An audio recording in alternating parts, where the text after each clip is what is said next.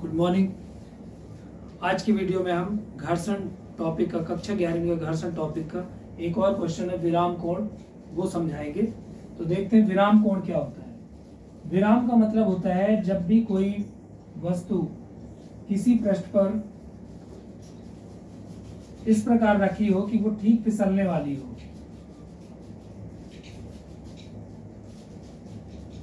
बिल्कुल फिसलने की स्थिति में हो, अर्थात सीमांत संतुलन की स्थिति में।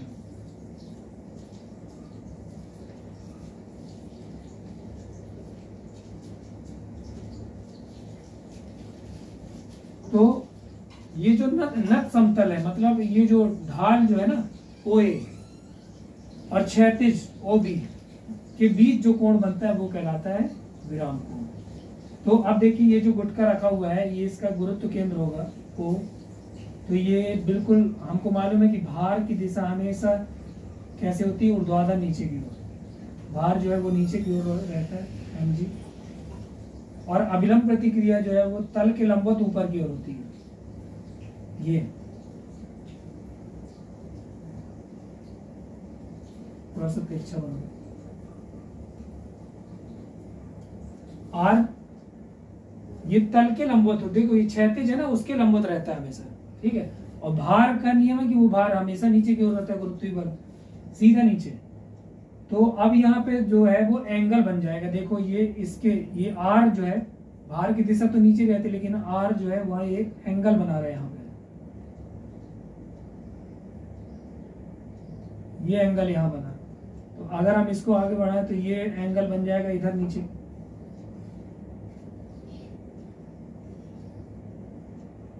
ये मतलब mg जो है वो दो घटकों में डिवाइड हो गया एंगल बनने के कारण। भार दो भागों में डिवाइड हो गया। एक जहां कोण बनता है, उधर कोण हमेशा कहां बनता है? आधार में। कोण के लिए क्या जरूरी है? आधार। देखिए ये भी एक बहुत अच्छी बात है कि जब आप चांदे से कोई कोण बनाते हैं तो सबसे पहले आप क्या करते हैं? पहले आप ये लाइन खींचते हैं नीचे, ये वाली। इसके बाद आप टिक लगाते हैं। पहले यहाँ देख लेते हैं 90, तो यहाँ टिक लगाएंगे। जैसे 60 अंश का कोण है तो यहाँ टिक लगा ली, चांदे को हटा दिए। अब ये जो लाइन खींची है और ये टिक, इनको मिला दिया, कोण बन गया 60 अंश। अगर आपने ये लाइन ही नहीं खींचा, यानी आधार नहीं बनाया, तो कोण नहीं बना सकते आप। समझ में आई बात? तो आधार जो है वो कोण बनाने के लिए जरूरी है। और कॉस का मतलब होता है आधार। तो इसीलिए कॉस वाला, जब mg के दो घटक बटेंगे, एक कॉस और एक साइन, कॉस वाला कहाँ होगा? जहां कोण बनता है, क्योंकि कोण कहाँ बनता है? हमेशा आधार में।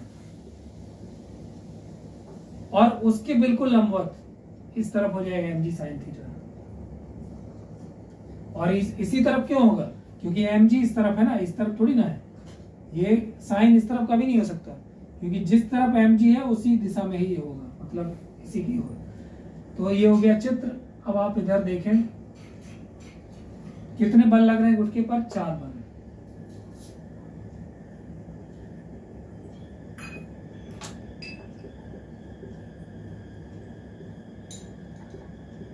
अच्छा, प्रूव क्या करना है? इसमें प्रूव करना है tan theta equal to μs। Definition क्या है विराम कोण की? यदि कोई वस्तु किसी नत समतल पर ठीक फिसलने की स्थिति में, अर्थात सीमांत संतुलन की स्थिति में रखी हो, तो नत समतल और क्षैतिज तल के बीच बने कोण को विराम कोण कहते हैं। अर्थात कोण AOB इक्वल टू थीटा, ये विराम कोण। ठीक है, तो 4 बल लग रहे हैं। पहला गुटके का भार,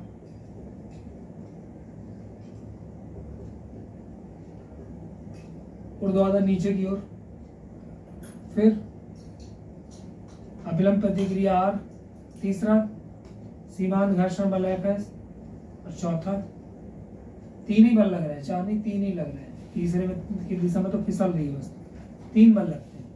अब भार mg को दो परस्पर लंबवत घटकों में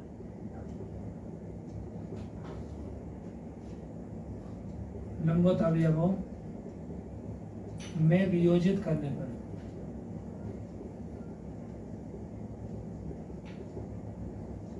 कौन कौन से?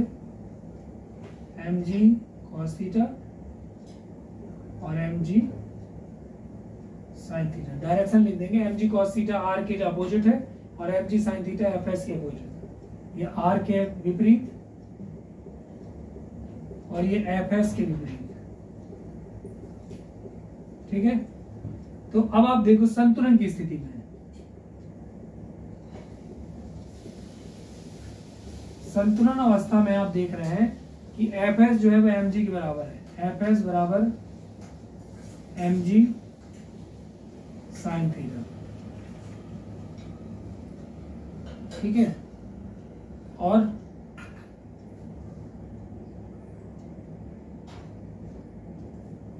आर जो है वो एम जी कॉस थीटा के बराबर है।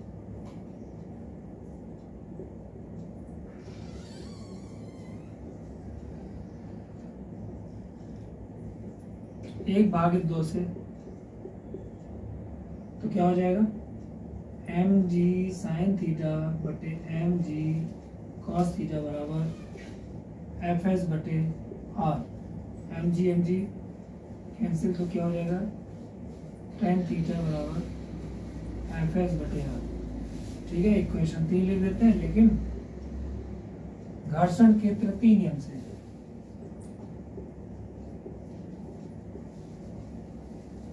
तीसरा नियम क्या बोलता है, एफ एस बराबर म्यू एस आर। तो यहाँ पे हो जाएगा, इधर मान रख दो, टेन थीटा बराबर म्यू एस आर बटे आर से R cancel, tan theta is equal to mu S. अर्थात घर्षण कोण की स्पर्शा का मान घर्षण गुणांक के बराबर होता है। ठीक है, तो आज के लिए इतना ही। अगले वीडियो में हम इसी टॉपिक या इसी अध्याय का एक और क्वेश्चन है, उसको हम समझाएंगे, F is equal to M A. और कक्षा 12वीं के भी वीडियो आपको इसी चैनल पे मिलेंगे। अगर आपको और कोई वीडियो, आपको कोई डेरिवेशन समझ में नहीं आता तो आप कमेंट करके बताएं, मैं आपको वो वीडियो अपलोड करके भेजूंगा। Thank you.